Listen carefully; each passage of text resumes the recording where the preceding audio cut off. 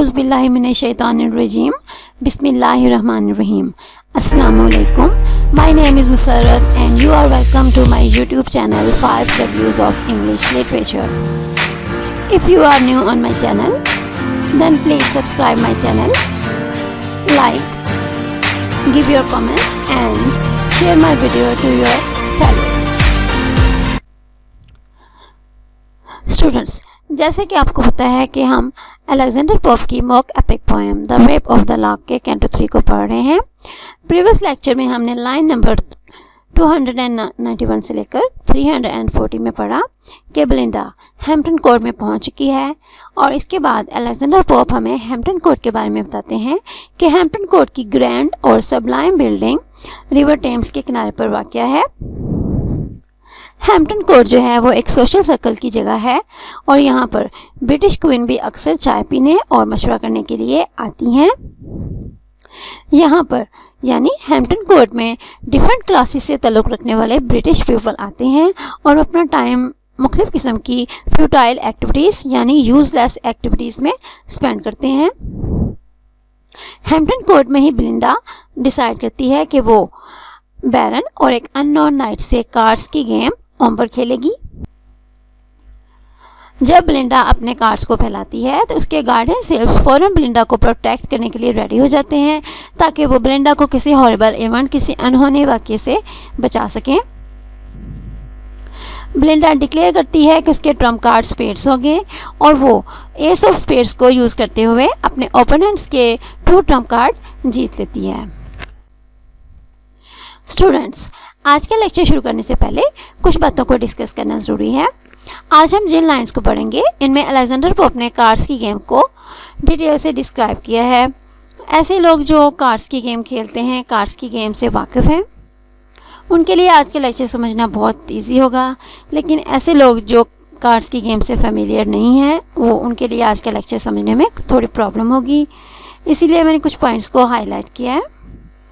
Besides this, I have used some graphical representation so that the people that are not familiar to the game of the cards, they can easily understand today's lecture. So students, let's start today's lecture. आज की जो lines हैं इनमें Alexander pope ने जिन games का जिक्र किया है, कार्ड्स की जितनी गेम्स का जिक्र किया है वो ये हैं। Number 1, ombre. ओम्बर एक गेम है जो कि कार्ड से खेली जाती है और इसका ओरिजिन स्पेन का है और ये क्वीन एन के टाइम में ब्रिटेन में बहुत ज़्यादा पॉपुलर थी। और नंबर 2 पे अलेक्जेंडर पोप ने कार्ड्स की जिस गेम का जिक्र किया है वो है लू। कार्ड्स की गेम में जो मेन कार्ड्स होते हैं वो 4 कार्ड्स होते हैं। वो मेन कार्ड्स ये हैं। नंबर 1 पे है स्पेड्स। इसको सेबल मैटाडोर्स कहते हैं और ये जो पान के पत्ते की शेप है ये इसका सिंबल है। इसको सेबल मैटाडोर इसलिए कहते हैं कि इसका कलर ब्लैक होता है और सेबल का मीनिंग भी डार्क ग्रे ब्लैक होता है। नंबर 2 पे है क्लब्स और ये जो फ्लावर जैसी शेप है ये क्लब्स का सिंबल है। नंबर 3 पे हार्ट्स है और ये हार्ट का सिंबल हार्ट्स का सिंबल है। नंबर 4 पे डायमंड है और डायमंड्स है और ये स्क्वायर जैसी शेप डायमंड्स का सिंबल है। ये जो 4 मेन कार्ड्स हैं ये आगे फर्दर सब कैटेगरीज में डिवाइड हो जाते हैं। इन 4 मेन कार्ड्स की सब कैटेगरीज ये हैं। किंग, क्वीन, नेव जिसको जैक भी कहते हैं, एस। एस नंबर 1 के कार्ड को कहते हैं यानी इक्के का कार्ड। ड्यूस, ड्यूस नंबर 2 के कार्ड को कहते हैं यानी दुक्के का कार्ड। फॉर एग्जांपल, अगर हम एक कैटेगरी को लें स्पेड को तो इसमें हमारे पास 4 कार्ड्स होंगे। King of spades, king of clubs, king of diamond and king of hearts and so on. यानी आगे जो बाकी जो 3 कैटेगरीज हैं उनमें इसी तरह ये डिवाइड हो जाएंगे। एक दफ़ा इन कार्ड्स को भी देख लीजिए ताकि आपको समझने में आसानी हो। नंबर 1 पे हम किंग्स को लेते हैं। ये किंग्स के कार्ड हैं। लेफ़्ट साइड पे हम देखेंगे नंबर 1 पे हमारे पास आ रहा है किंग ऑफ स्पेड्स, उसके बाद है किंग ऑफ डायमंड, उसके बाद नीचे है किंग ऑफ हार्ट्स, फिर उसके साथ है king of clubs. King of clubs की स्पेशलिटी ये है कि इसने हाथ में ये ग्लोब भी पकड़ा हुआ है, उसके साथ साथ ये स्वॉर्ड भी पकड़ी हुई है। इसके बाद है नंबर 2 पे क्वींस, और ये क्वींस के कार्ड हैं। लेफ्ट साइड से हम स्टार्ट करते हैं। Queen of spades, queen of clubs, queen of diamonds, queen of hearts. Number 3 पे है नेव्स, इनको जैक भी कहते हैं। लेफ्ट साइड पे है हमारे पास jack of hearts, jack of spades, jack of clubs और जैक ऑफ डायमंड्स। नंबर 4 पे है एसिस यानी नंबर 1 का कार्ड, और इसको एका भी कहते हैं। S of hearts, S of spades, S of clubs और एस ऑफ डायमंड्स। नंबर 5 पे है हमारे पास ड्यूस यानी नंबर 2 का कार्ड, और इसको दुखी का कार्ड भी कहते हैं। लेफ्ट साइड से स्टार्ट करते हैं। Deuce of hearts, deuce of spades, deuce of clubs and deuce of diamonds. इन लाइंस में जितने प्लेयर्स ने गेम खेली है यानी जो इस गेम में शामिल हैं वो हैं बेलिंडा, बैरन और अननोन नाइट, यानी इन लाइंस में 3 लोग जो हैं वो कार्ड्स की गेम खेल रहे हैं, और उनके पास 3 डेक्स हैं यानी एक डेक 9 कार्ड्स का है। और जो हाईएस्ट कार्ड्स हैं उनको मैटाडोर्स कहा गया है। मैटाडोर्स स्पेनिश में स्लेयर को कहते हैं, जिसका मतलब मर्डरर भी होता है, लेकिन यहाँ पर हम मैटाडोर ब्लैक के सेंस में लेंगे। बेलिंडा जो थी वो ओम्बर थी इस गेम में, यानी उसके पास राइट था कि वो कोई भी किसी भी कार्ड को ट्रम्प कार्ड डिक्लेयर कर सकती थी, और इसी वजह से बेलिंडा ने स्पेड्स को अपना ट्रम्प कार्ड डिक्लेयर किया। इस गेम में यानी इन लाइंस में कार्ड्स के लिए कुछ टर्म्स भी यूज़ की गई हैं। वो ये हैं ताकि आपको आज की लाइन समझने में आसानी हो। आप इन टर्म्स को अच्छी तरह से देख लीजिए। सेबल मैटाडोर्स, सेबल मैटाडोर्स स्पेड्स को कहा गया है क्योंकि स्पेड्स के पत्ते का जो रंग है वो ब्लैक है। स्पेडिलियो, स्पेडिलियो एस ऑफ स्पेड्स को यानी जो स्पेड्स का नंबर 1 का कार्ड 21 का कार्ड है उसको स्पेडिलियो कहा गया है।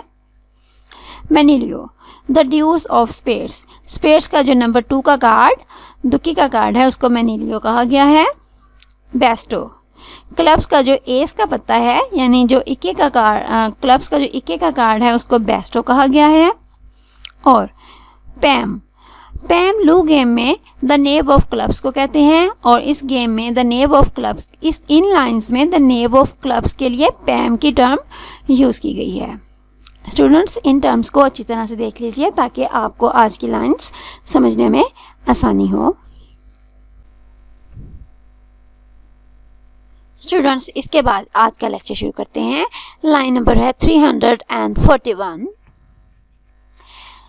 341 as many more Manilio forced to yield and marched a victor from the verdant field.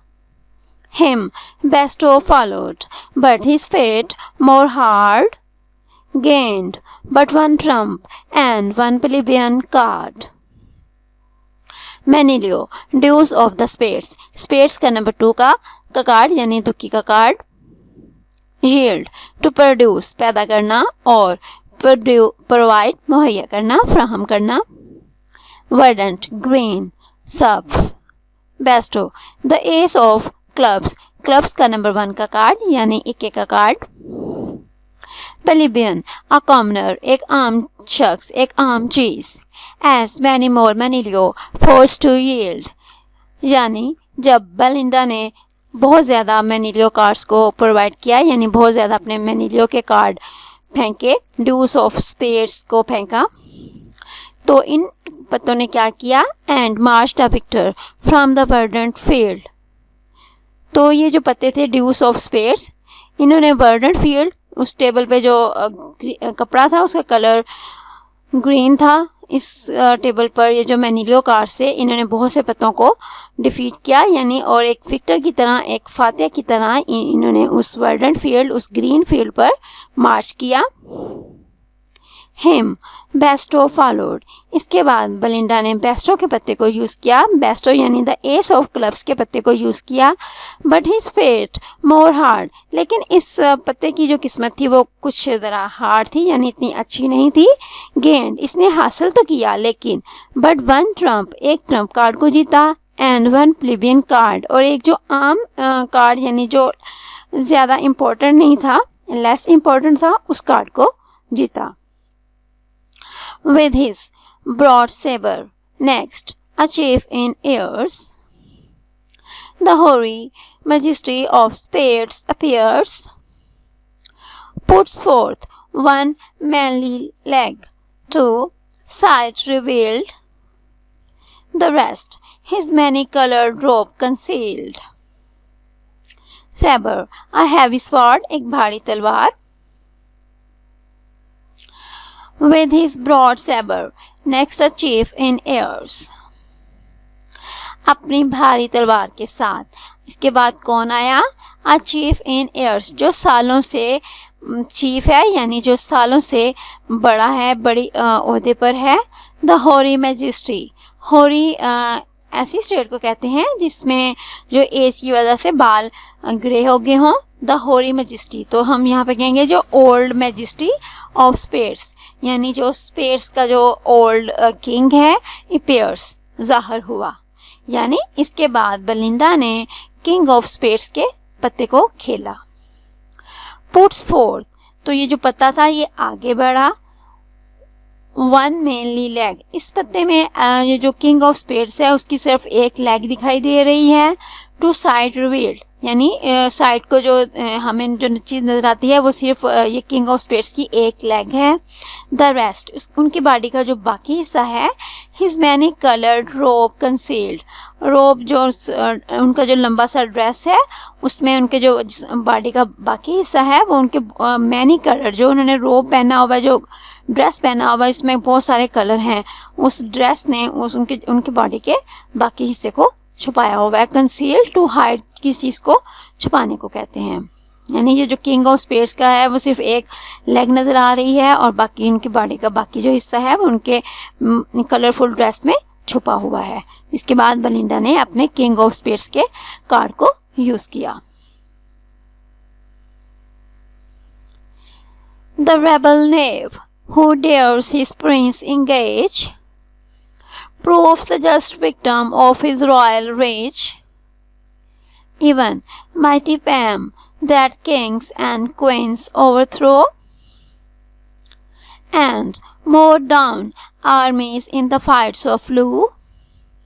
Sad chance of war, now destitute of aid, falls undistinguished by the victor's spade. Rage, uncontrollable anger, fury, बहुत ज़्यादा गुस्सा, गैज़ो गज़ब की हालत। Pam, the knave of clubs in the Loo game, ये मैंने आपको पहले भी बताया है कि लू गेम में पैम जो है the knave of clubs के कार्ड को कहते हैं। Overthrew, destroyed, तबाह करना, बर्बाद कर देना। मोर डाउन, टू किल, किस चीज़ को मार देना। टू नॉक डाउन, किस चीज़ को इससे बुरे तरीके से हरा देना। लू, a game of cards. Destitute, without any ad, बगैर किसी मदद के। अनडिस्टिंग्विश्ड, विदाउट एनी डिस्टिंक्शन, यानी जब आप एक ऐसी हालत में हो जिसमें किसी चीज़ का फ़र्क या किसी चीज़ का डिफरेंस ना पता चल सके। द रेबल नेफ, जो बेलिंडा ने किंग ऑफ स्पेड्स के पत्ते को यूज़ किया तो उस कार्ड ने किसको डिफीट किया? द रेबल नेफ, यानी जो नेव का पत्ता था। अब अलेक्जेंडर पोप ने ये नहीं बताया कि ये पत्ता किसने फेंका, बैरन ने फेंका या फिर अननोन नाइट ने फेंका। ज़्यादातर तो चांस यही है कि अननोन नाइट ने फेंका, क्योंकि अभी तक बैरन का नाम नहीं आया। तो ये जो अननोन नाइट था उसने नेव का पत्ता फेंका, तो ये जो पत्ता था ये किंग ऑफ स्पेड्स का शिकार बना। Who dares his Prince engage, ये पत्ता जो था उसने हिम्मत की कि वो अपने जो बादशाह था वो उसके सामने आ सके, प्रिंस के सामने आ सके। Proves the just victim of his royal rage, तो ये पता जो था रेबल नेव जो था ये royal rage king of spades के शाही गुस्से का फ़ौरन ही विक्टिम बन गया, उसका शिकार हो गया, यानी किंग ऑफ स्पेड्स ने नेव के पत्ते को हरा दिया।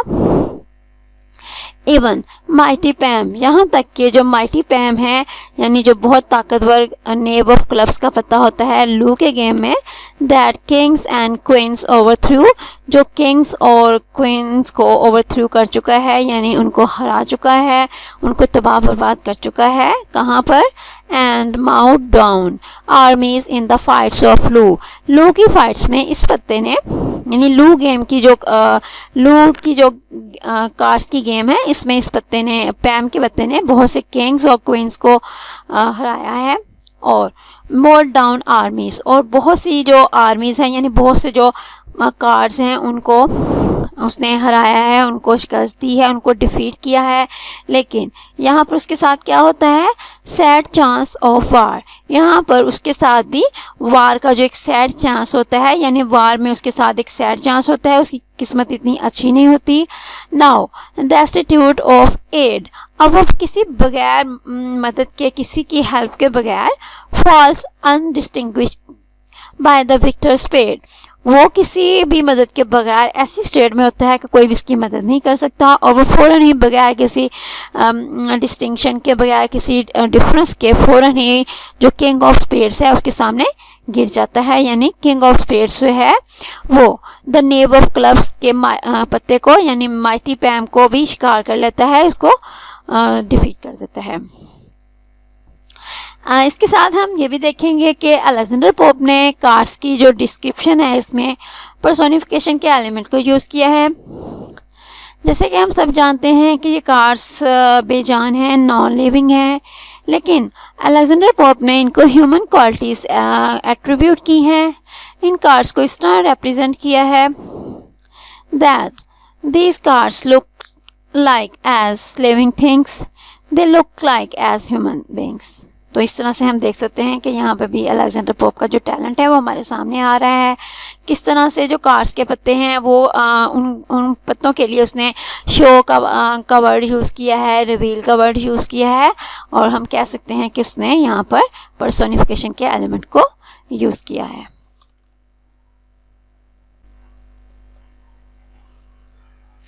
Thus, for both armies to Belinda yield, now to the Baron fate inclines the field. His warlike Amazon her host invades, the imperial consort of the crown of spades. The club's black tyrant first her victim died, spite of his haughty mien and barbarous pride. Inclines to bend, to lean, किसी चीज़ की तरफ झुक जाना, mile हो जाना। Amazon, a race of female warriors of the ancient Greeks. Ancient Greeks ये believe करते थे कि जो फीमेल वॉरियर्स की एक रेस है, जंगजू औरतों की एक रेस है जिसका नाम अमेज़न है, और ये एंशिएंट ग्रीक्स में ये जो फीमेल वॉरियर्स की रेस थी वो उस दौर में पाई जाती थी। इन्वेड्स, टू अटैक, हमला करना। Imperial, relating to royal race यानी जिसका ताल्लुक शाही ख़ानदान से हो। Consort, a wife, a husband, particular the spouse of a reigning monarch, ख़ास तौर से जो एक बादशाह है उसकी वाइफ को कंसॉर्ट कहते हैं। Haughty, arrogantly superior and proud, जो अपने आप को बहुत ज़्यादा सुपीरियर समझता हो और प्राउड हो, उसका जो एटीट्यूड है वो एरोगेंटली हम कह सकते हैं। और ये हॉटी का जो वर्ड है ये लैटिन के वर्ड एल्ट्यूस से है जिसका मीनिंग हाई है, और इसी से एल्ट्यूस से हमारे पास वर्ड आता है एल्टीट्यूड जिसका मतलब हाइट, बुलंदी है। Thus, for both armies to Belinda yielded, या इस तरह से ये दोनों आर्मीज़ थी, जो बेलिंडा के जो दोनों राइवल्स थे उनकी जो आर्मीज़ थी उनके जो पत्ते थे उनको शिकस्त हो गई। Now to the Baron fate inclines the field. अब जो बारी थी वो बैरन की थी, यानी उसकी तरफ, उसके फील्ड की तरफ फेट झुकी, यानी उस किस्मत ने उसकी फील्ड की तरफ अपना झुकाव किया, उसकी तरफ माइल हुई, यानी अब बैरन की किस्मत अच्छी होने लगी थी, बैरन की किस्मत की बारी आ गई थी। हिज वार लाइक अमेज़न, उसकी जो जंगजू औरतों की जो टीम थी, यानी जंगजू वॉरियर्स की जो टीम थी, हर होस्ट इन्वेड्स, उसने उसकी होस्ट यानी बेलिंडा पर अटैक किया। ये जो फीमेल वॉरियर्स की टीम थी, ये कौन सी थी?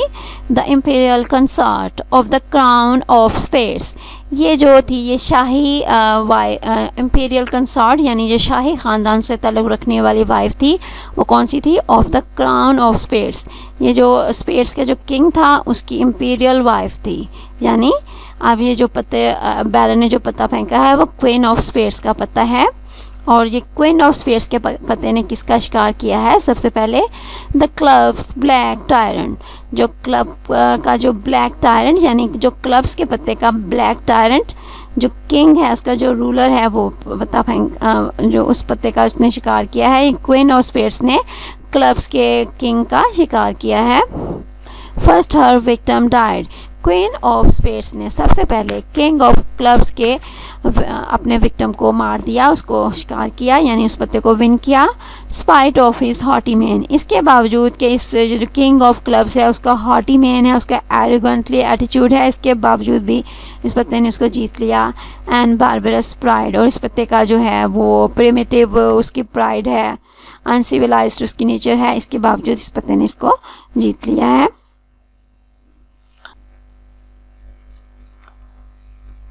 His giant limbs instead unwieldy spread, that long behind he trails his pompous robe, and of all monarchs only grasps the globe. The baron now his diamond sports apace, the embroidered king who shows but half his face, and his refulgent queen with powers combined of broken troops and easy conquest find, limbs an arm or leg, एक बाजू या फिर एक टांग, unwieldy too large, बहुत ज़्यादा बड़ा होना, और disorganized to function efficient, इस तरह से disorganized होना कि आप किसी भी फंक्शन को efficient तरीके से अच्छी तरह से ना कर सकें। trails hanging down, नीचे लटकना। pompous sublime शानदार। robe a long dress, एक लंबा ड्रेस। monarchs rulers kings, बादशाह। pause to prepare, तैयार करना, तैयार होना। to serve, पेश करना। apace swiftly, नरमी से। quickly, तेजी से। refulgent shining, चमकदार। very brightly, बहुत खूबसूरत। his giant limbs, यानी किंग ऑफ क्लब्स की जो बड़ी बड़ी टांगें थी, इंस्टेड अलवेटली स्प्रेड, वो एक बुरी तरीके से अनऑर्गेनाइज्ड डिसऑर्गेनाइज्ड वे में स्प्रेड फैल गई। That long behind he trails his pompous रोब, और उस जो किंग के पीछे जो उसका पॉम्पस रोब, उसका शानदार जो ड्रेस था वो नीचे लटकता है। एंड ऑफ ऑल मोनार्क्स, और तमाम जो किंग्स हैं उनमें इस ने यानी किंग ऑफ क्लब्स ने only grasps the globe, globe को पकड़ा हुआ है, जो उसकी सिंबल जो उसकी पावर का सिंबल है, उसकी ताकत को शो कर रहा है। जो सारे किंग्स हैं उनमें सिर्फ इसी किंग ने यानी किंग ऑफ क्लब्स ने ग्लोब को पकड़ा हुआ है, जिसकी ताकत को, उसकी पावर को रिप्रेजेंट कर रहा है। The baron now his diamond sports apace, अब बैरन ने अपने डायमंड्स के कार्ड्स को तेज़ी से जल्दी से फेंका। द एम्ब्रॉयडर्ड किंग, ये जो डायमंड्स का जो कार्ड है, इसका जो किंग ऑफ डायमंड्स है उसने एम्ब्रॉयडर्ड है, यानी वो उसने खूबसूरत ड्रेस पहना हुआ है। Who shows but half his face, उसका सिर्फ आधा चेहरा दिखाई दे रहा है, उसका पूरा चेहरा दिखाई नहीं दे रहा। एंड हिज रिफल्जेंट क्वीन, उसकी जो शाइनिंग ब्यूटीफुल सी वाइफ है, विद पावर्स कंबाइंड, उसने उसके साथ अपनी जो पावर है वो कंबाइन कर ली है, यानी उसके बैरन ने किंग ऑफ डायमंड्स के साथ क्वीन ऑफ डायमंड्स का कार्ड भी यूज़ किया है। इन दोनों ने मिलकर क्या किया है? Of broken troops and easy conquest find, और इन्होंने जो ब्रोकन ट्रूप्स हैं, जो बेलिंडा के ब्रोकन ट्रूप्स को उसने यूज़ करना है। इन दोनों कार्ड्स ने मिलकर बेलिंडा के कार्ड्स को डिफीट करना है, वो ब्रोकन ट्रूप्स हो जाने हैं और उन्होंने एक इस तरह से उनको एक इजी कॉन्क्वेस्ट मिल जाना है। इन्होंने क्या किया है? Clubs, diamonds, hearts in wild disorder seen with throngs promiscuous strew the level green. Throngs, a large crowd, एक बड़ा हजूम। Promiscuous, a wide range of different things, मुख्तलिफ चीज़ों की एक वाइड रेंज, बड़ी तादाद। Strew, be scattered, फैल जाना, बिखर जाना। ये जो दो कार्ड्स हैं, किंग ऑफ डायमंड्स और क्वीन ऑफ डायमंड्स ने अपना कॉन्क्वेस्ट, इजी कॉन्क्वेस्ट फाइंड किया है। किस तरह से कि उन्होंने बेलिंडा के क्लब्स, डायमंड्स और हार्ट्स को इस बुरे तरीके से डिफीट किया है कि ये जो इनके बेलिंडा के कार्ड्स हैं, क्लब्स के, डायमंड्स के और हार्ट्स के, ये एक वाइल्ड डिसऑर्डर में देखे जा सकते हैं। बहुत बुरे तरीके से, बेतरतीबी से ये बिखर गए हैं। With throngs promiscuous strew the level green, वो जो ग्रीन क्लॉथ है, जो टेबल का कवर है, टेबल का ग्रीन टेबल कवर ग्रीन है, उस पर ये जो कार्ड्स हैं ये बहुत बुरे तरीके से एक बड़े हजूम की शक्ल में बुरे तरीके से फैल गए हैं। यानी इन्होंने इसका इस्तेमाल लिया है और इन दोनों कार्ड्स ने बेलिंडा के कार्ड्स को डिफीट करना शुरू कर दिया है। Thus, when dispersed, a routed army runs, और ये कार्ड्स किस तरीके से फैले हैं? Of Asia's troops and Africa's sable sons, with like confusion, different nations fly, of various habit and of various dye, the pierced battalions disunited fall। ये जो cards हैं इस बुरे तरीके से फैले हैं कि इनको अलेक्जेंडर पोप ने इस तरह से पोर्ट्रे किया है। Thus, when dispersed, a routed army runs, जिस तरह से जो कोई एक रूटेड आर्मी है, जब वो उसको डिफीट मिल जाती है, वो डिफीटेड हो जाती है, जिस तरह से वो भागती है। Pierced, go through into something, किसी चीज़ के अंदर जाना। तो अलेक्जेंडर पोप कहते हैं कि जब बेलिंडा के जो कार्ड्स हैं वो इस तरह से बिखर गए हैं, जिस तरह किसी फ़ौज की जो किसी भी नेशन की जो आर्मी है जब वो भागती है तो वो बहुत बिखरी हुई हालत में भागती है। और ये आर्मी किसकी, उसने अलेक्जेंडर पोप ने कहा है ऑफ एशियाज़ ट्रूप्स, जिस तरह जो एशिया के दस्ते होते हैं वो भागते हैं। एंड अफ्रीका सेबल सन्स, और जिस तरह से अफ्रीकन पीपल जो ब्लैक कलर के होते हैं वो भागते हैं। इस तरह से बेलिंडा के कार्ड्स डिफीटेड हो गए हैं, शिकार हो रहे हैं। अलेक्जेंडर पोप ने ये जो एशिया और अफ्रीका का वर्ड यूज़ किया है उन्होंने इसलिए यूज़ किया है कि कार्ड्स के जो पत्ते हैं कुछ का कलर रेड है, तो इसको उन्होंने एशिया यानी जो एशियन पीपल है उनका कलर डिफरेंट कलर का होता है, और अफ्रीकन पीपल उनका कलर सेबल यानी ब्लैक कलर के होते हैं। और यहाँ पे जो दो कार्ड्स हैं स्पेड्स का और क्लब्स का, उनका कलर ब्लैक है, इसलिए अलेक्जेंडर पोप ने अफ्रीका का सेबल सन्स अफ्रीका का वर्ड यूज़ किया है। With like confusion different Nations fly, और कन्फ्यूजन की जो एक स्टेट होती है उसमें डिफरेंट नेशंस जो हैं वो भाग जाती हैं, फ्लाई उड़ जाती हैं। ऑफ वेरियस हैबिट्स, उनके मुख्तलिफ उनके डिफरेंट हैबिट्स होती हैं। एंड ऑफ वेरियस डाई, उनका कलर भी डिफरेंट होता है। द पेयर्स्ट बटालियंस डिसयूनाइटेड फॉल, और एक ऐसी बटालियन जिसमें कोई चीज़ घुस गई हो वो डिसयूनिटी की हालत में। बटालियन से एक लार्ज बॉडी को कहते हैं ट्रूप्स, फौजी बड़े बड़े दस्तों को कहते हैं। और डिसयूनाइटेड लैकिंग यूनिटी, जिसमें इत्तेहाद की कमी हो। तो जो एक ऐसी बटालियंस जिसमें कोई चीज़ घुस गई हो तो वो उसके बाद वो डिसयूनाइटेड, उसमें यूनिटी की कमी हो जाती है, वो डिसयूनाइटेड स्टेट में ज़मीन पर गिर जाती हैं। इस तरह से बेलिंडा के जो पत्ते थे वो उस कार्ड पर, वो उस टेबल पर बुरे तरीके से बिखर गए। In heaps, on heaps, one fate overwhelms them all. Heaps, an untidy collection of objects. Objects का बहुत अनटाइडी कलेक्शन, बेतरतीब तरीके से हजूम। ये जो पत्ते थे बेलिंडा के उनके एक दूसरे पर ढेर लगते गए। हीप ढेर को कहते हैं। One fate overwhelms them all, और जो एक ही किस्मत थी यानी वो बहुत किस्मत उनकी जो हार थी, ओवरवेल्म्स देम ऑल, वो सब पर गालिब आ गई यानी वो सारे पत्ते हार गए। The knave of diamonds tries his wily arts, and wins, oh shameful chance, the queen of hearts. Willy clever चालाक। इसके बाद बैरन ने अपने जो नेव ऑफ डायमंड्स के पत्ते को यूज़ किया और इस पत्ते ने क्या किया, the knave of diamonds tries his wily arts. The knave of diamonds ने अपनी जो क्लेवर ट्रिक है उसको यूज़ किया, उसकी कोशिश की और उसने एंड विंस, और उसने क्या जीता, ओह शेमफुल चांस, बहुत शेमफुल चांस हुआ कि जो नेव ऑफ डायमंड्स है उसने the queen of hearts, Belinda की क्वीन ऑफ हार्ट्स को जीत लिया, उस पत्ते को उसने मार दिया। At this, the blood, the virgin's cheek forsook, a livid paleness spreads over all her look. She says and trembles at the approaching ill. Just in the jaws of ruin and crocodile forsook to live, छोड़ जाना, livid, furiously angry, बहुत नाराज होना, jaws, mouth with teeth, पूरा जो जबड़ा है उसको jaws कहते हैं, ruin, destruction, तबाही, crocodile, term for defeat in cards game, crocodile की जो टर्म है वो कार्ड्स की गेम में डिफीट के लिए एक स्पेशल टर्म है।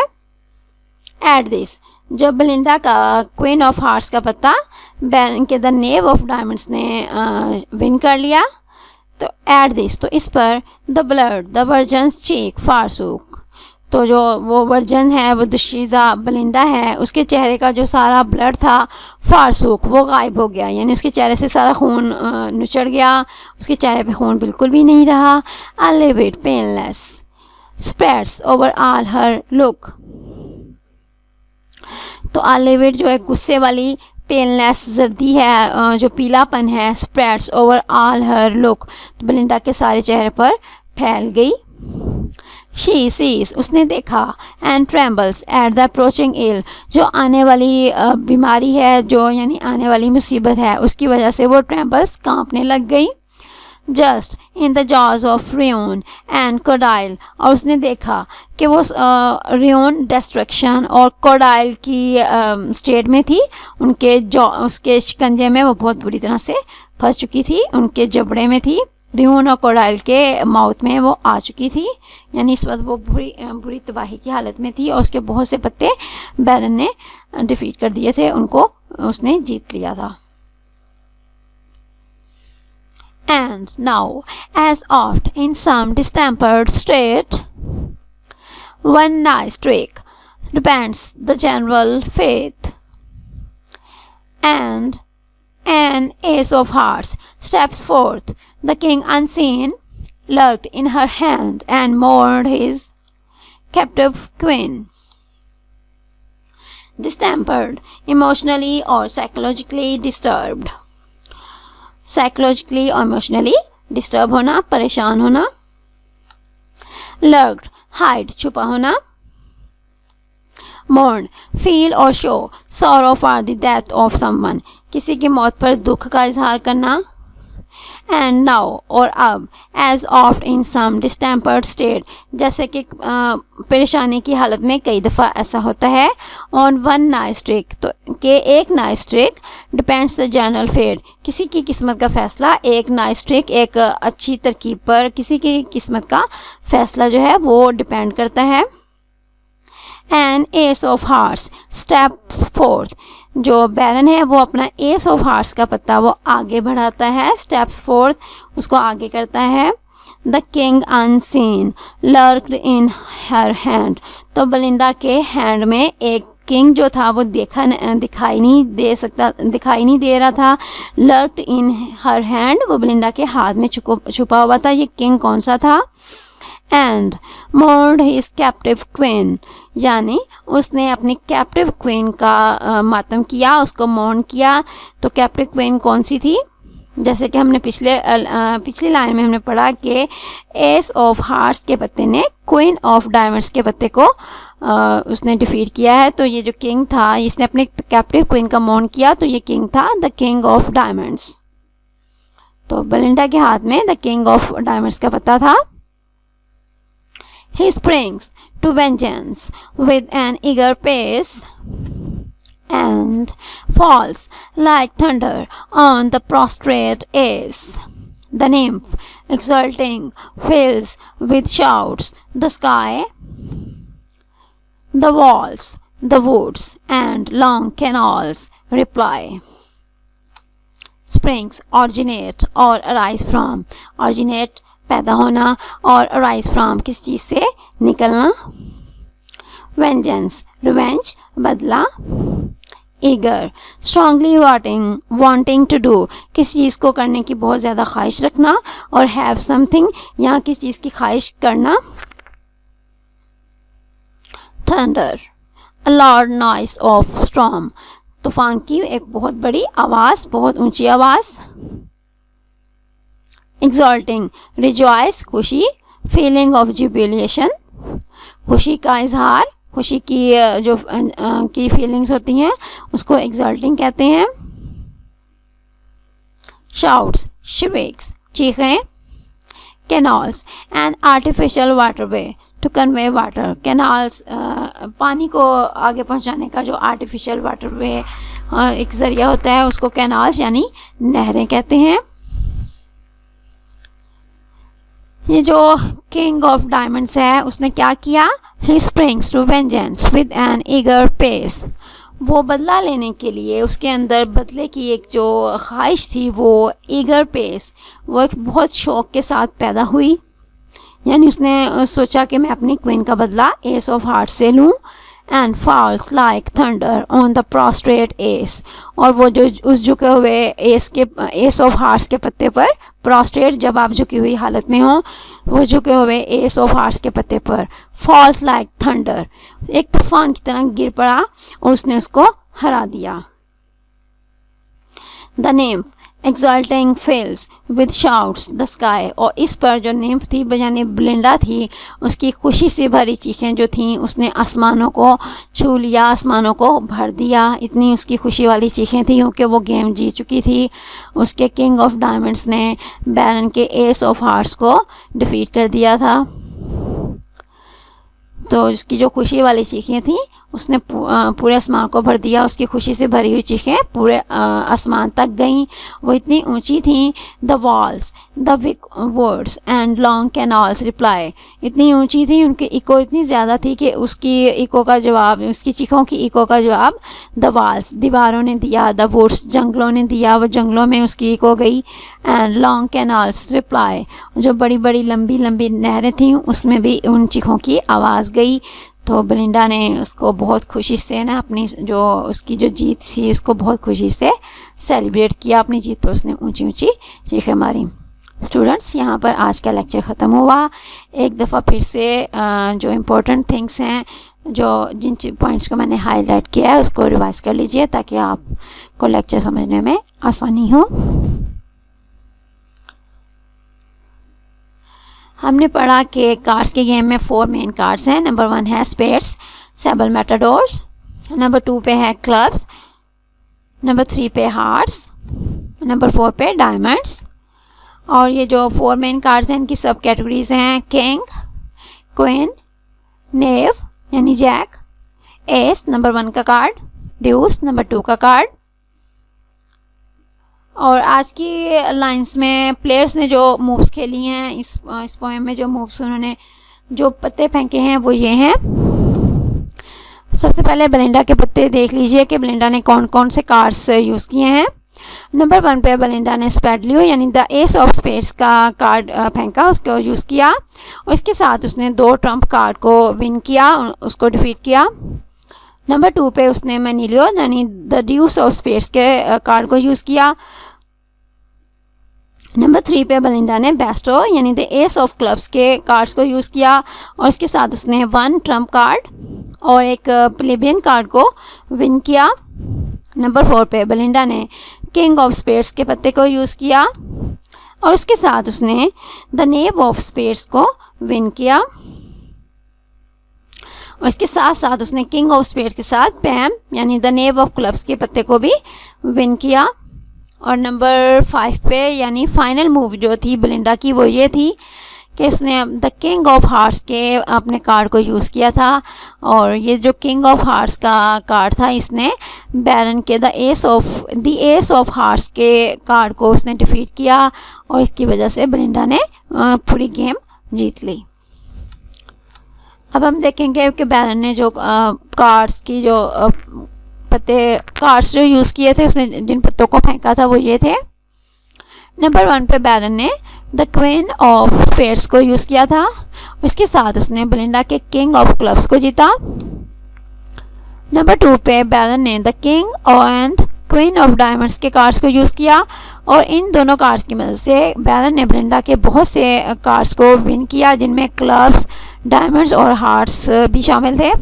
यानी उसने क्लब्स, डायमंड्स और हार्ट्स के जो बेलिंडा के पत्ते थे उन सबको उसने इन दो कार्ड्स की मदद से, the king and queen of diamonds की मदद से उसने विन किया। नंबर 3 पे बैरन ने द नेव ऑफ डायमंड्स के पत्ते को यूज़ किया, उसके साथ उसने बेलिंडा के द क्वीन ऑफ हार्ट्स के पत्ते को विन किया। नंबर 4 पे बैरन ने द एस ऑफ हार्ट्स को यूज़ किया, ये बैरन की सबसे फाइनल मूव थी, इसके सबसे एंड पे उसने ये यूज़ किया था। और इसके साथ ही लेकिन जब उसने इस पत्ते को यूज़ किया तो इसको बेलिंडा के किंग ऑफ हार्ट्स ने डिफीट कर दिया, और बेलिंडा ने इस पत्ते की वजह से इस गेम को जीत लिया, क्योंकि जो किंग ऑफ हार्ट्स है वो द एस ऑफ हार्ट्स से अबव है, हाईएस्ट कार्ड है, इस वजह से बेलिंडा ये गेम जीत गई। स्टूडेंट्स, मैंने आपको आज का लेक्चर अच्छी तरह से समझाने में बहुत कोशिश की है। अगर आपको आज का लेक्चर पसंद आया हो तो प्लीज़ मेरे चैनल को सब्सक्राइब करें और मेरे वीडियो को अपने फैमिलीज़ के साथ शेयर करें। Take care of yourself, stay connected. May Allah almighty shower his blessings upon all of you. अल्लाह हाफिज़।